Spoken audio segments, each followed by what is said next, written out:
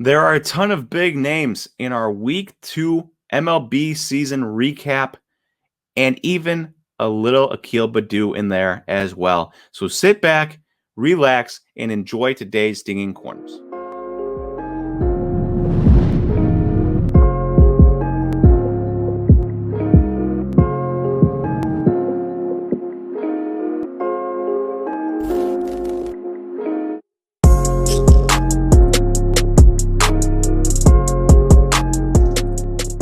Welcome, everyone, to Dinging Corners, a baseball podcast powered by SlabStox. I'm your host, Nate, and today we are doing our MLB Week 2 recap. So last week, we did Week 1, opening week. It seemed to have gone over pretty well the way I did it, so we are going back and doing it the exact same way this week. We'll be recapping one guy, division by division. I hope you enjoy it, so let's get into it. So, 2021 Week 2 recap for the MLB. Pretty incredible week.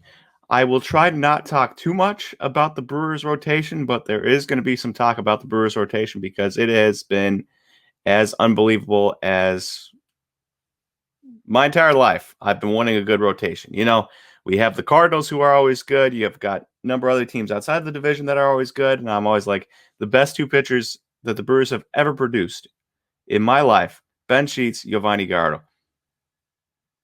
Good, not great, right? Ben Sheets had one really good year where if it was this time of year, he would probably won Cy Young, or this era of baseball, he would probably won Cy Young, but back then didn't have enough wins. Otherwise, Giovanni Gallardo is like a mid-3 ERA guy that never exploded past that. Perfectly fine third starter, but nothing more than that. And those are the two best pitchers. So the Brewers being absolutely dominant right now, it's been super fun. So I'll try not to get into it too much, but let's get started. Normally, I would have a little segment at the beginning. This week, I couldn't come up with anything good. So instead, we're always going to have this, and it's going to be our Akil Baddoo update because Akil Baddoo, you'll know I talked about him last week. I said, look, $205 is absurd. It's a fun story. I don't know if he can keep it up. I would not spend that much money on it. Some people didn't love that take. Understandable. You know, you like the good story. There's no reason he can't keep it up. His hard hit rate, his barrel rate, you know, he's spreading the ball around the field. It's been amazing. He's hitting tanks out the opposite way. That being said, the reason I said I wouldn't pay that price is because $205 is absurd for a guy that was just, you know, $10 like 2 months earlier. That's the reason. And so we'll update him every single week, see what he did, and look at his prices so we can keep track of this Rule 5 fever with the rest of us. So Akil Baddoo is now up to 8 games on the season with 25 plate appearances. He's currently hitting .391 with a .400 on base and 1,043 slugging. Not 1,043 OPS, 1,043 slugging. Obviously, you'd like to see that on base percentage a little bit higher than the average. You know, nine points is not much. At the very least, you'd want it to be 30 to 40 points higher. So would like to see him take a couple more walks. If he's not taking walks, once he gets figured out, it's going to get pretty bad for him. That being said, 2 more home runs this week. He's up to 4 on the week, 1 double, 1 triple. Barrel percentage of 22.2%, which is good, and a hard hit rate of 44.4%, which is really good. It should be mentioned that all of these stats are Wednesday stats. So none of the games from Wednesday count into these stats. So for some people like Byron Buxton, he had a home run yesterday. It's not going to be in these stats. Just keep that in mind. Corbin Burns stats are because I watched that game. So you can see the price over here. Akil Baddoo, last week when we did this video, he was up to $205. This week, his last auction with shipping ended at $162. So while he did well this week, his prices went down because it's just impossible to keep up that hype when the price goes up that high. I don't care what he does. He could hit another 2 home runs this week. I don't think his price is going to go back up to $205. In fact, it might continue to drop, which is why I brought up the point that $205 was absurd. Didn't matter what he did. Doesn't matter how good he might be going forward. Price goes up that quick. You better. And he had some very significant moments. Home run in his first at bat. grand slam in his second game, walk-off single in his third game. If he doesn't keep up those type of moments, if it's just a random home run in the third inning of a game or, whatever else it might be, his prices will not stay, and you're watching it drop already. We dropped $43 in the last week, and we'll see how far it drops next week. Maybe it goes up if he does some more amazing moments, but for right now, you can't bank on that, and $205 was absurd. $162, probably still absurd. Considering he's got 25 plate appearances in 8 games, and they probably played 11 games so far, maybe 12 games. So there's your Akil Baddoo update. Now let's move on to the divisional recap. So like we did it last time, we'll start AL. We'll go all the way through the AL, AL East, AL Central, AL West, NL East, NL Central, NL West, and we'll get you on your way here on this Thursday afternoon, Thursday evening, wherever you're watching it. So AL East, and we've got Rafael Devers. So Rafael Devers, if you're just looking at home runs, was hotter than anybody on the planet this week. And I took stats. You can go onto Fangraphs and you can take stats from specific date to specific date.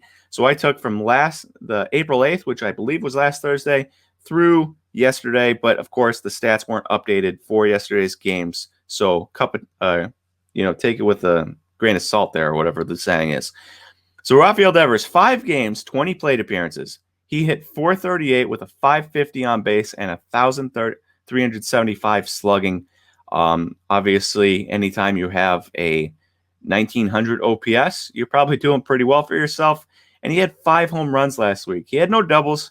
He had no triples. He barely had any singles. But when he made contact, he was hitting them a long way. 5 home runs, pretty incredible for any player.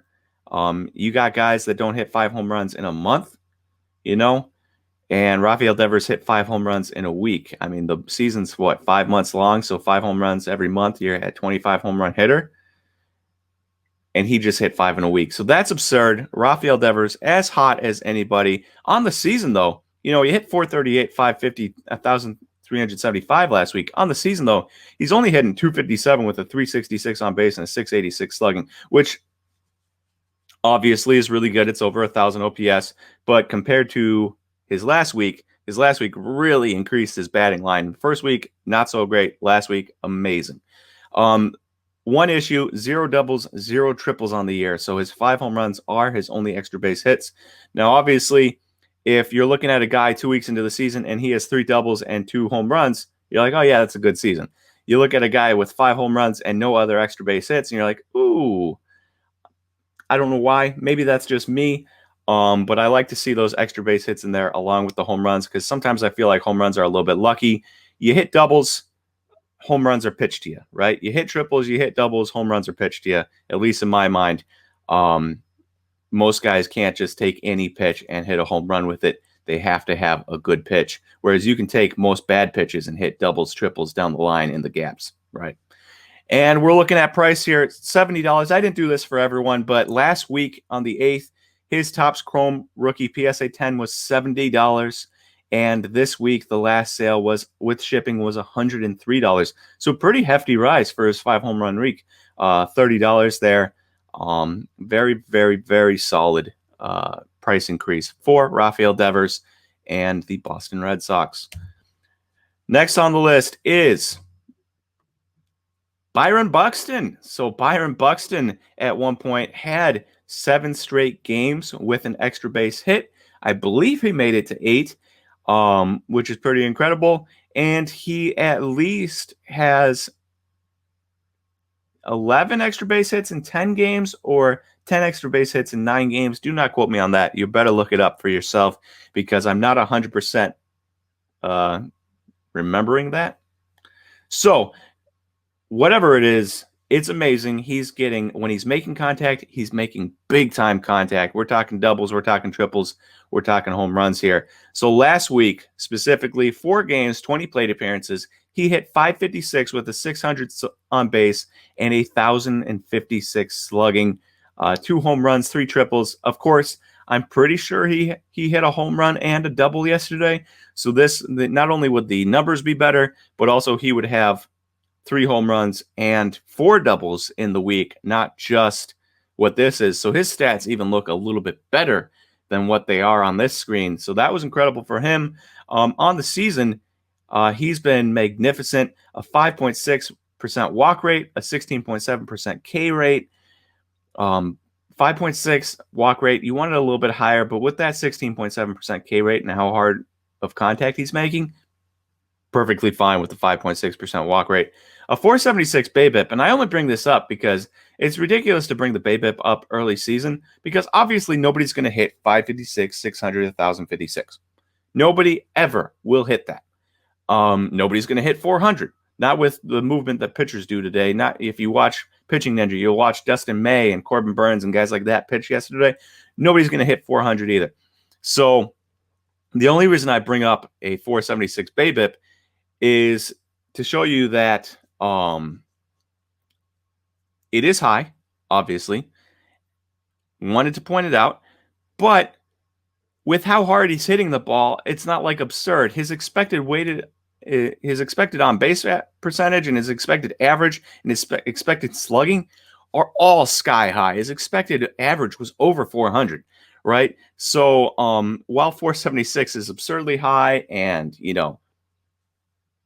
you can't take any of that seriously, it's also not one of those things where I'm like, oh, look, we're 2 weeks into the season, 476. Oh, this is going to digress. Of course it's going to digress. I've seen people all the time point this crap out 2 weeks into the season. It's like, yeah, if he's running a 476 BABIP 2 months into the year, you should point it out because some people might not realize that this is going to trend in the wrong direction because he's been lucky for a couple months.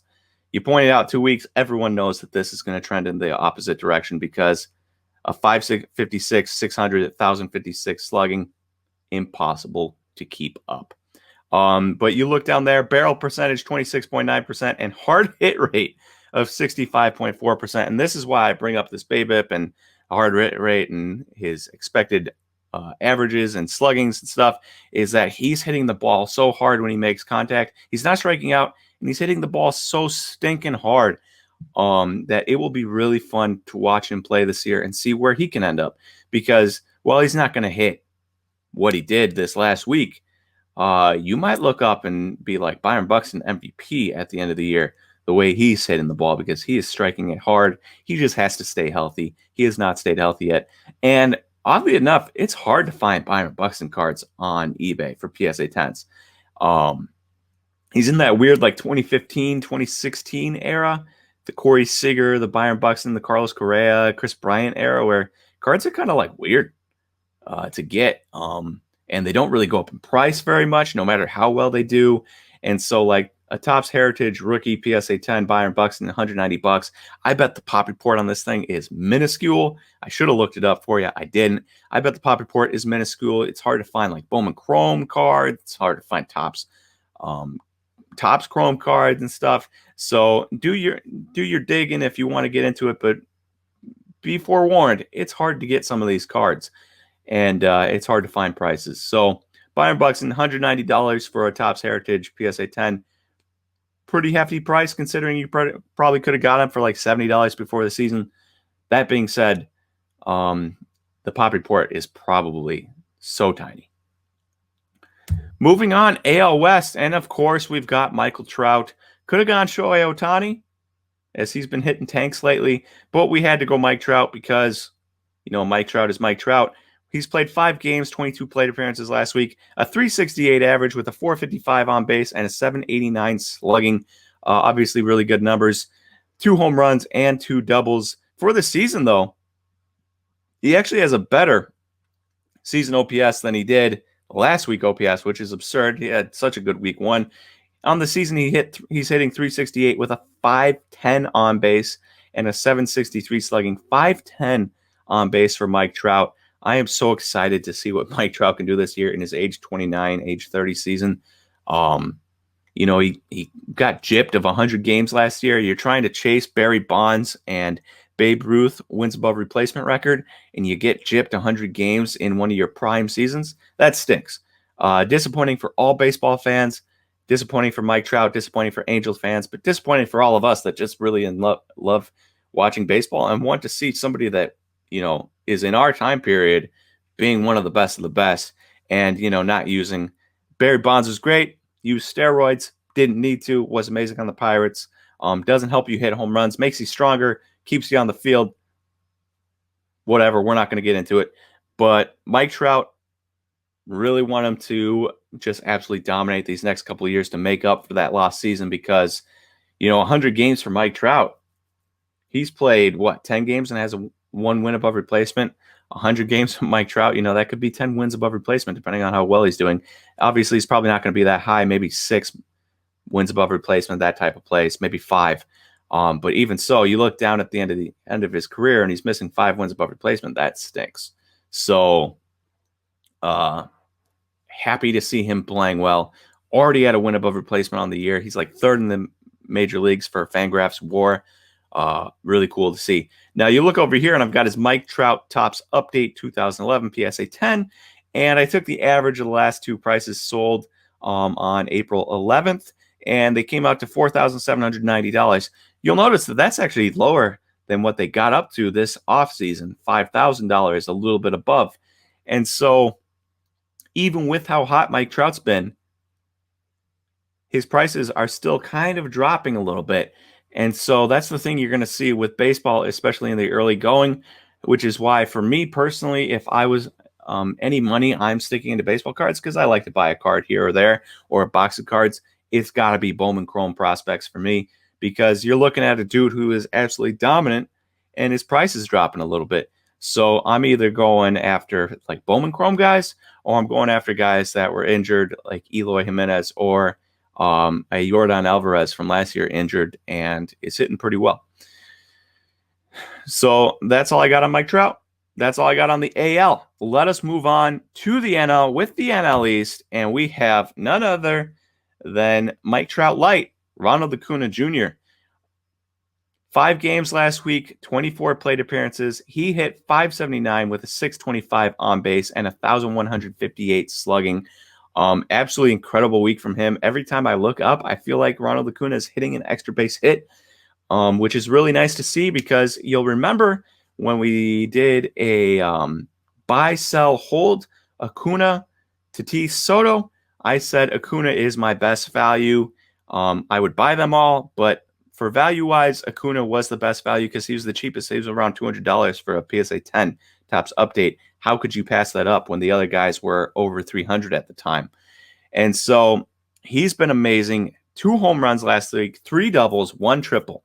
On the season, though, .429 with a .490 on base and an .881 slugging. Good for 5 doubles, 1 triple, 4 home runs. 10 extra base hits in the first 2 weeks of the season is absolutely incredible. We're going to look up and he's going to have 100 extra base hits this year and probably like 30 stolen bases and good defense and an MVP award, right? That's how good Ronald Acuna is right now. 12.2% walk rate to a 14.3% K rate. His line drive rate is up a little bit, 25%, which is really nice to see. And his fly ball rate is a smidge down. His ground ball rate is a smidge up, but his line drive rate was 3% higher than it was last year. And his soft contact is way, way down. So his hard contact is up, his medium contact is up, his soft contact is down. And when you're hitting line drives more and you're hitting harder, that is a recipe for success. And so a lot of people were down on Ronald Acuna because he had like a 900 some OPS last year, but it was disappointing because he only hit like 260, maybe a little bit lower than that. Well, you're looking at a guy who's coming back for a vengeance. Even though he didn't have a bad year, you're looking at a guy who's coming back with a vengeance. And if you didn't get in now. $267 is probably the cheapest you're going to see it for a while. You should have got in at 210, like you see over here on the left side of the page. It was 210, I believe, around 210 at the start of the season, and now it's almost up to 270 for his Topps Update PSA 10. A pretty healthy rise in price there, but if you listened to me a couple weeks ago, definitely should have bought in then. But if you didn't, I think there's still a buying opportunity. Now, how high can these go considering the pop report is like 16,000 for a PSA 10? I don't know. But I think they can probably get over 300, maybe to 325, 330. How much higher can they get than that? Not 100% sure there. They're not going to get to Mike Trout $5,000 levels. just because the pop reports on these bad boys are insane. It's only going to get worse. Top Series 1 from this year, so produced. The only saving grace you have there is that the corners are so bad on them that, it's probably going to be like a 25% pop rate on like Alec Baum, right? So Acuña, I know better. I still say Acuña. I should be saying Acuña because there is that umlaut or whatever you say above the N. And I'm sorry to everyone who has to hear me say Acuña every single week when, in fact, I know better. So Ronald Acuña Jr., amazing the first 2 weeks of the season, and I cannot wait to see him keep it up. We're talking MVP potential here. On to, actually, you know what? We're going to move on. We're going to go to the NL West first, and then we're going to come back to Corbin Brandt so we can end it out there. And so the NL West, we've got Trent Grisham. So Trent Grisham was finally healthy. He missed the first week of the season. Well, he's back, and he is absolutely incredible. 4 games, 19 plate appearances. He hit 400 with a 526 on base and 1,067 slugging, 3 home runs and a double in his first week of action for the Padres. With Fernando Tatis out, that is exactly what they needed. They needed somebody to step up big time. And Trent Grisham, arguably their second best player, really, really did. Now, allow me to complain a little bit. I'm going to complain a little bit, and I'm going to toot my own horn a little bit. So bear with me. Number 1, the Brewers. Very good pitching staff, hitting, getting there a little bit. Problem is, we have Luis Urias, who is not hitting. He had a 3-run double and a big home run the other day, so he's had a couple big hits lately. But Trent Grisham was a Brewer. He lets the ball go under his glove in the wild card game against the Nationals, and the Brewers trade him. Probably because, it's just hard to keep that guy there when he has such a big mistake for your team in the playoffs when you are tied. Josh Hader on the mound, hold 9 yards.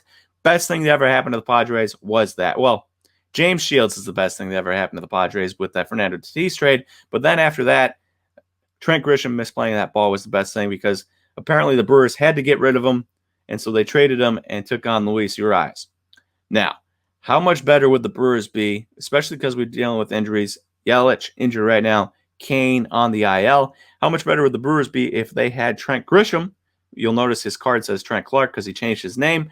But if they had Trent Grisham, they didn't pay Jackie Bradley Jr. that money, and then they took the money that they paid Jackie Bradley Jr. and they paid like a Marcus Semien or an Andrelton Simmons to play shortstop instead of Orlando Arcia or Luis Urias. And this team would be in a significantly better spot right now, especially because we wouldn't have traded Zach Davies and picked up Eric Lauer. Eric Lauer, who has not been good. Zach Davies, who rough couple starts to the season this year, but was amazing last year. You add Zach Davies to that rotation of Corbin Burns, Brandon Woodruff, Freddie Peralta, Zach Davies. That is really, really nice. So a little bit unfortunate there in that he had that error, and the Brewers probably just felt like they had to trade him. Great for the Padres because this dude won a Gold Glove last year. He's not going to hit high averages. He's probably going to hit 260, maybe 270, but the dude's probably going to have Gold Glove defense in the outfield and 30-plus home runs. And that is an absolute star. That's a 5-win above replacement guy to go along with all the other amazing guys they have. Manny Machado, Fernando Tatis, obviously, and very exciting. You'll look over here, and this is where I'm going to toot my own horn. Trent Clark, Bowman Chrome Auto, $125. A couple years ago, I think I wrote something, but it might have been a SlabStox graph, or it was a podcast. I don't really remember. It was a number of years ago, but at the time, this card was $8. $8. I brought it up, and some dude comes into the comments and says, "You're an idiot. Nobody's buying Trent Clark autos. Talk about something real." And sure, at the time, he wasn't really a prospect, blah, blah, blah. Well, now you're looking at it, and it's $125. And I hope, now this is very mean, but I hope that guy feels like an idiot because he was just like, oh, $8. I don't even look at $8. I'm too good for $8. And now his $8 could have turned into $125 like 2 years later. Incredible rise for Trent Grisham. Obviously, he was the 15th overall pick a number of years ago by the Brewers, struggled in the minors mightily, figured it out, and has figured it out ever since. He's been incredible. So shout out to that guy, and shout out to Trent Grisham for the $125. Now let's move on to the NL Central. I wanted to do the whole Brewers rotation because they have been absolutely incredible lately.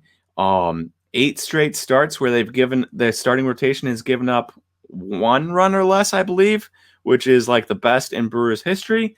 And all the guys, Brandon Woodruff, amazing. Corbin Burnes, amazing. Freddie Peralta, amazing. But then the other 2 guys in the rotation, Brett Anderson and Adrian Hauser, I was expecting them to be like 4th, maybe 5th starters, 4-something ERA guys, but I was okay with it because the other 2 guys are really good. They just have to hold their own, get to the bullpen. Maybe they do decently if they only have to pitch 4 innings, maybe 5. Well, when you got 2 guys, 3 guys in your rotation like Woodruff, Burnes, and Peralta absolutely spinning gems, striking guys out left and right. I mean, Peralta has thrown 13 innings on the year and has like 24 strikeouts. Like Burnes thrown 18 and has 30. Peralta's right there with him, strikeouts per 9, and you'll see this in the next slide. And so you got those 2, Brett Anderson and Adrian Hauser, that are like, oh man, if these guys are doing really good, I have to do really good. And the whole Brewers rotation has been absolutely unbelievable lately. But Corbin Burnes has been the best of the bunch. He has been absolutely incredible, and we're going to show it right here. 18.1 innings on the year. 18 innings. 18 and a third innings. 4 hits. He's given up 1 home run, 1 triple, 1 double, 1 single. In 3 starts, 18 innings. Those are the only hits he's given up. He's given up 0 walks. So 4 total base runners on the year, 1 run from that home run, and 30 strikeouts. 4 base runners, 30 strikeouts is something I don't think I had ever seen in my entire life. And yet here we are. Corbin Burnes, Brandon Woodruff are by far the 2 best homegrown pitchers the Brewers have ever had. And they are here at the same time. Freddie Peralta is probably just as good as Giovanni Gallardo was, right? We talked about Giovanni Gallardo at the start. Freddie Peralta is probably just as good as Giovanni Gallardo. And up until this year, or maybe last year, Giovanni Gallardo was like the 2nd best homegrown pitcher the Brewers ever had. Now, we've had a couple guys along the way. Jimmy Nelson, but then he got injured, right? Zach Davies was really good for us, but then we traded him away like we just talked about. But Freddie Peralta is probably just as good as the 2nd best pitcher we ever produced in Giovanni Gallardo. And that's what makes this really, really exciting. So we're looking at Corbin Burnes here, and before the season, you could have even got Bowman Chrome Autos for a little less than $20. But there was a couple that sold for $20, so I took that $20. I think that might have even been last week, and now they're up to $50. Some even higher. Some sold for $57. With shipping, I think it was around $60. So Corbin Burnes, a very hot name. And you're looking at even more intense stuff. Orange Shimmer BGS 9.5, I think just sold for like $17.50. I think that's what Aaron told me. So, absurd prices. If you guys listened to me a couple weeks ago when I talked about Corbin Burnes, how the defense was amazing behind him, and how I was expecting huge things from him, I hope you guys bought in because he has been incredible. And to back it up, I've got some tweets for you. I'm not affiliated with any of these guys in any way. I looked up Corbin Burnes. I know some of them. Jared Carabas is from Barstool.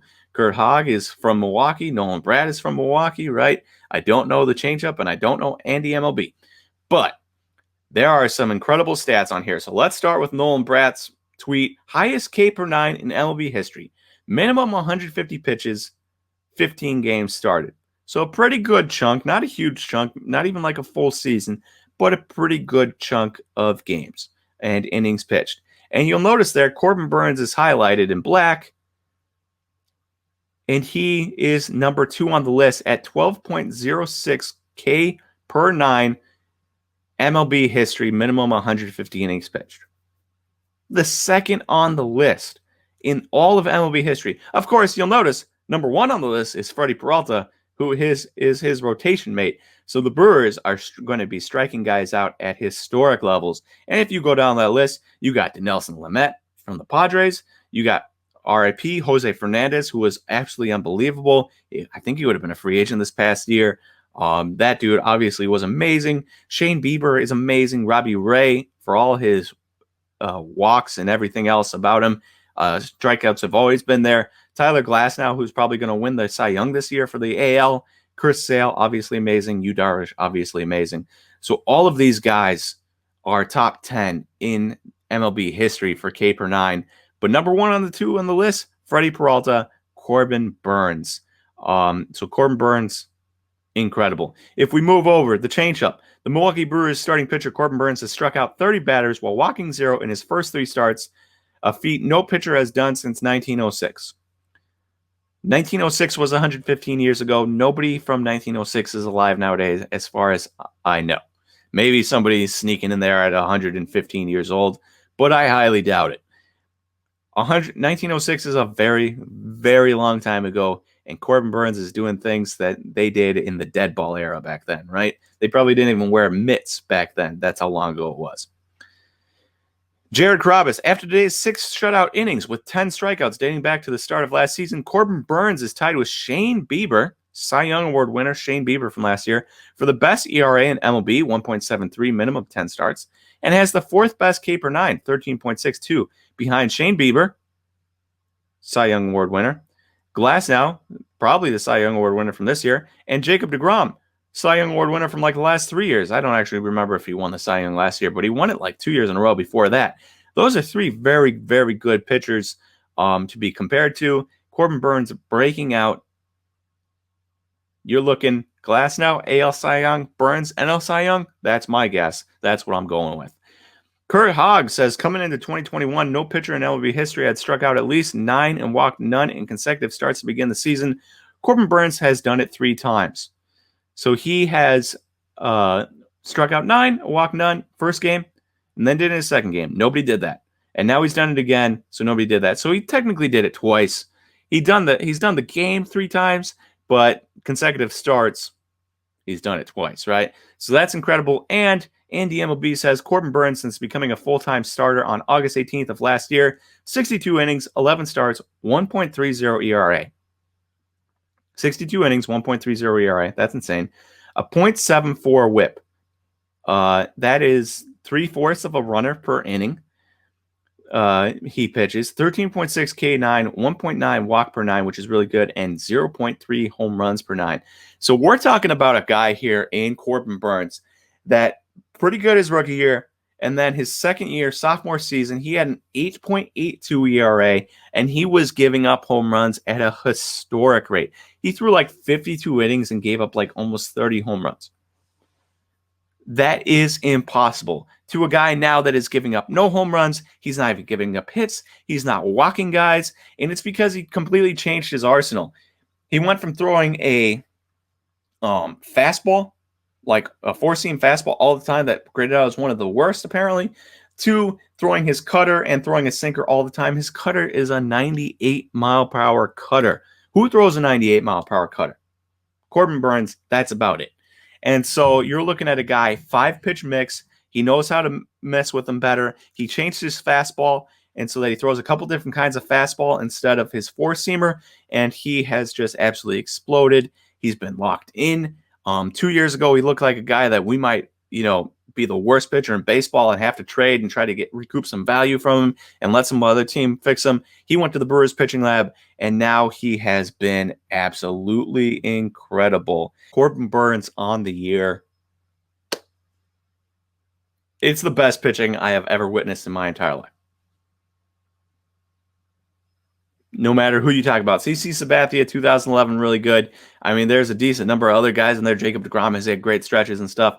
But 30 strikeouts, 0 walks, 4 hits in your first 3 games, all of them going 6+ innings. That's the best I've ever seen. Best I've ever seen in my entire life. And I watch a lot of baseball. And then you add on Brandon Woodruff and Freddie Peralta and all those guys. And wow, it is a very fun time to be a Brewers fan. And it's also a fun time to be a lot of other fans. It's a fun time to be an Angels fan watching Ohtani and Trout, right? David Fletcher. It's a fun time to be a Padres fan, even if Tatis is injured, because you got so many other guys. it's a fun time to dream on, be a Mariners fan and dream on the kids that are coming up in Kelnick and Julio Rodriguez, And so it's not just the Brewers that are having a good time, but I really am. I hope you guys are having a good time in the early going. A lot of good baseball. A lot of good baseball in week 2. A lot of good baseball in week 1. And I cannot wait to see where the season goes. I hope the Cubs keep losing. They've been atrocious. Some of that has to do with facing Corbin Burns. Some of it has to do with the fact that they're just atrocious, right? Freddie Peralta. Javier Baez ain't hitting. Anthony Rizzo ain't hitting. Chris Bryant's hitting. That's about the only one. So maybe it's not fun if you're a Cubs fan. But everyone else having a good time. If you're a Twins fan and you're watching that offense click and Nelson Cruz and Byron Bucks and all those guys, great time, right? If you're a Tigers fan, Casey Mize just got his first win of the season. Akil Baddoo's been amazing. So just incredible baseball all around. There's barely any teams that aren't playing fun baseball. Maybe the Pirates, maybe the Royals, that type of stuff. But otherwise, it's all been pretty fun. So I hope you guys all have really enjoyed the first 2 weeks of the season.